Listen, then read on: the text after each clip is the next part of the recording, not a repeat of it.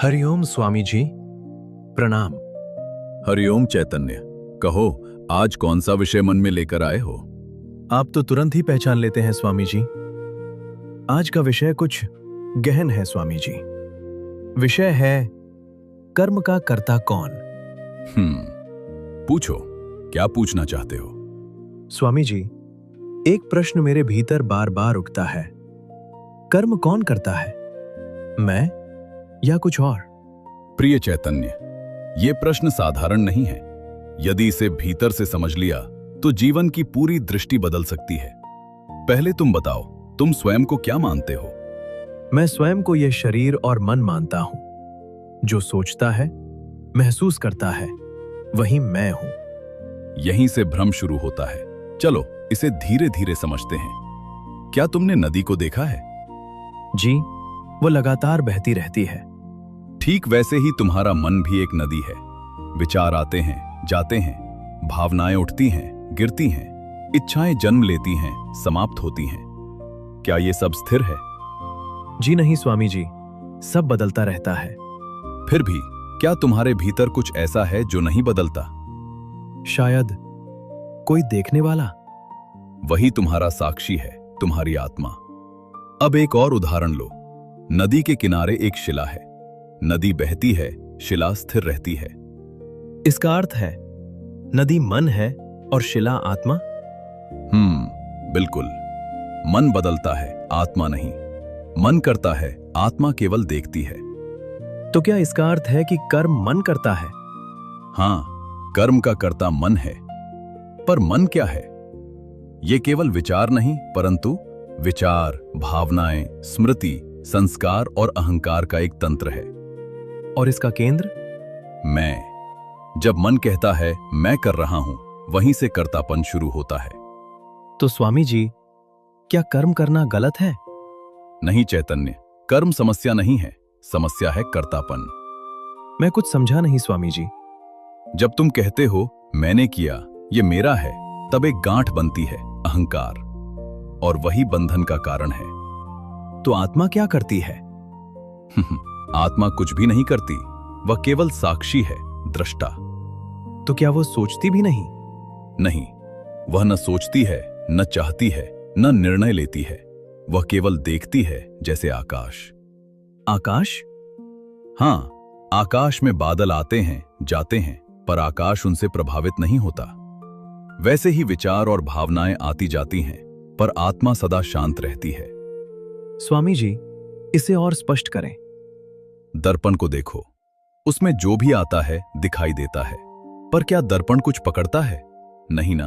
वैसे ही आत्मा है, सब कुछ देखती है पर पकड़ती नहीं। और मन? मन दर्पण नहीं, एक चलचित्र है। उसमें हर अनुभव रिकॉर्ड होता है और फिर बार बार चलता है। इसे ही संस्कार कहते हैं। परंतु स्वामी जी, अगर आत्मा कुछ नहीं करती तो बंधन कैसे बनता है? बहुत सूक्ष्म बात है, ध्यान से सुनना चैतन्य। बंधन तब बनता है जब मन कर्म करता है और आत्मा कहती है मैंने किया। हाँ, यही भ्रम है और यही अज्ञान है। आत्मा अपने को मन और शरीर मान लेती है और वही मैं बन जाता है। इस अज्ञान से साधक अंदर के जागरण से ही आ सकता है। और जागरण कब होगा? जब तुम देखना शुरू करते हो, विचार चल रहे हैं पर मैं विचार नहीं हूं। भावनाएं उठ रही हैं पर मैं भावना नहीं हूं। यह अनुभव कैसे आएगा? साक्षी भाव से। और साक्षी भाव क्या है? साक्षी भाव अर्थात बिना प्रतिक्रिया के देखना, बिना निर्णय के देखना, बिना जुड़ाव के देखना। इसे जीवन में कैसे लागू करूं? जब क्रोध आए देखो, जब खुशी आए देखो, जब दुख आए देखो। धीरे धीरे तुम समझोगे, अनुभव बदलते हैं पर देखने वाला वही रहता है। और एक दिन तुम स्पष्ट देखोगे, मन अलग है, आत्मा अलग है, और उसी क्षण गहरी शांति उतरती है। अच्छा, परंतु तब जीवन कैसा हो जाता है? तब कर्म होते हैं पर कर्तापन नहीं होता। अनुभव आते हैं पर पकड़ नहीं बनती। संसार चलता है पर भीतर मौन रहता है। गुरुदेव, साधक को क्या ध्यान रखना चाहिए? मन को रोकना नहीं, समझना है। उससे दूरी बनानी है और पहचान बदलनी है। मैं मन हूं से मैं साक्षी हूं तक। तो स्वामी जी, अंतिम सत्य क्या है? मन करता है, आत्मा दृष्टा है। बंधन तब होता है जब दृष्टा अपने को कर्ता मान लेता है। मुक्ति तब शुरू होती है जब दृष्टा अपने को पहचान लेता है। स्वामी जी, तो क्या मैं वास्तव में कभी बंधा था? नहीं मेरे प्रिय आत्मन, मेरे प्रिय चैतन्य, तुम कभी बंधे ही नहीं थे। तुम केवल भूल गए थे कि तुम कौन हो। तुम जो हो वह करता नहीं, तुम जो हो वह केवल देखता है। बस उसे पहचान लो। कर्म फल का भोक्ता कौन? भाग 2। स्वामी जी, पिछले सत्संग में आपने कहा कि मन करता है और आत्मा साक्षी है, पर अब मेरे भीतर एक और प्रश्न उठ रहा है। यदि आत्मा करता नहीं है तो कर्म फल का भोक्ता कौन है? प्रिय चैतन्य, यही प्रश्न साधना के द्वार को खोलता है। ध्यान से सुनो, कर्म बाहर नहीं, भीतर होता है। भीतर? वो कैसे? लेकिन हम तो कर्म शरीर और वाणी से करते हैं। वह केवल बाहरी रूप है। वास्तविक कर्म मन में होता है। हर कर्म के साथ मन में एक छाप बनती है, एक सूक्ष्म बीज। अच्छा, उस बीज को क्या कहते हैं? उसे संस्कार कहते हैं। और संस्कार कैसे बनते हैं गुरुदेव? मान लो तुमने क्रोध किया, शब्द बोले गए, घटना समाप्त हो गई, पर भीतर एक ऊर्जा उठी, एक कंपन बना, एक अधूरी प्रतिक्रिया रह गई। वह समाप्त नहीं होती, वही संस्कार बन जाती है। ये संस्कार जीवित होते हैं। वे तुम्हारी प्रतिक्रियाएं तय करते हैं, तुम्हारी पसंद नापसंद बनाते हैं, तुम्हारे निर्णयों को प्रभावित करते हैं। तुम सोचते हो मैं निर्णय ले रहा हूं, पर अक्सर तुम्हारे संस्कार ही निर्णय ले रहे होते हैं, जो भविष्य को प्रभावित करते हैं। तो स्वामी जी, क्या यही कर्म चक्र है? बिल्कुल। देखो, इस चक्र को इच्छा से, विचार से, कर्म से, संस्कार से, पुनः इच्छा, और यह चक्र चलता ही रहता है। इसी को कर्म बंधन कहते हैं। तो गुरुदेव, सुख और दुख कौन भोगता है?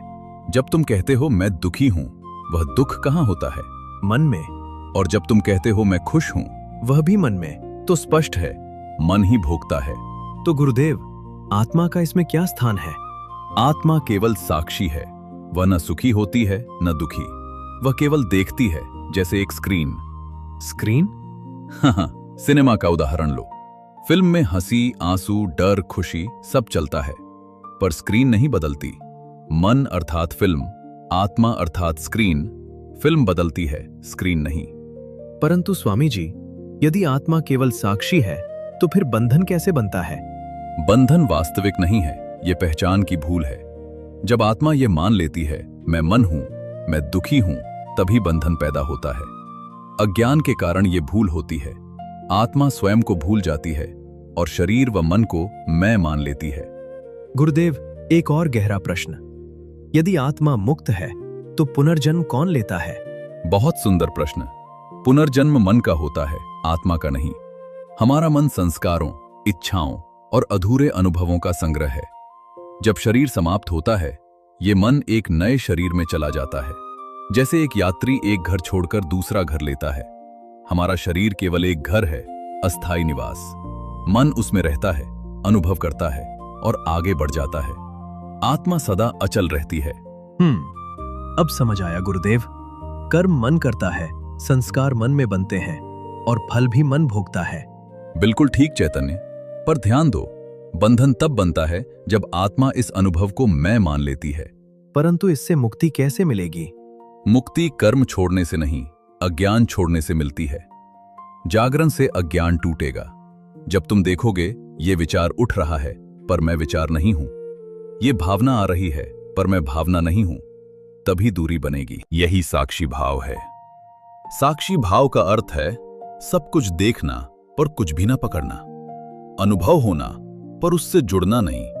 तब मन चलता रहता है, शरीर कार्य करता रहता है, संसार चलता रहता है, पर भीतर एक मौन रहता है, एक अछूता केंद्र रहता है। स्वामी जी, क्या ये कमल की तरह जीना है? हाँ चैतन्य, कमल जल में रहता है पर जल उसे छू नहीं पाता। वैसे ही साधक संसार में रहता है पर संसार उसे बांध नहीं पाता।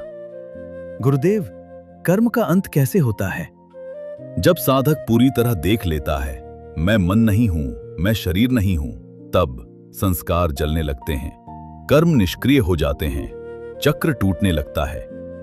तब मुक्त साधक कैसा होता है?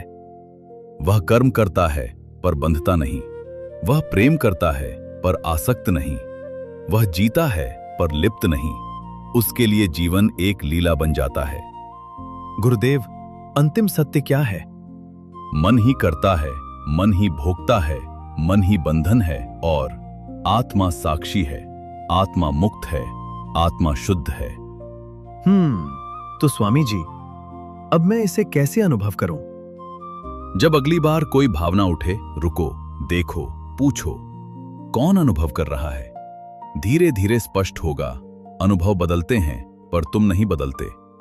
यही सत्य है, यही मुक्ति है। बहुत बहुत धन्यवाद गुरुदेव। इस पर आपके ज्ञानवर्धक मार्गदर्शन के लिए मैं आपका आभारी हूं। प्रणाम। हरिओम।